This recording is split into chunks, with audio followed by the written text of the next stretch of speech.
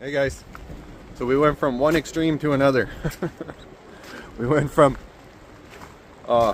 snow, cold, -17 temperatures, into freezing rain, and then no snow left. Today's subtropical temperatures.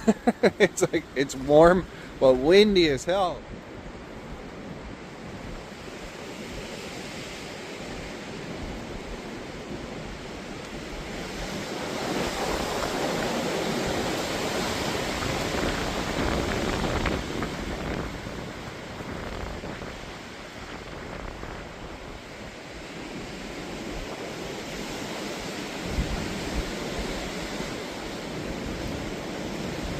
Getting lots of wind today, guys.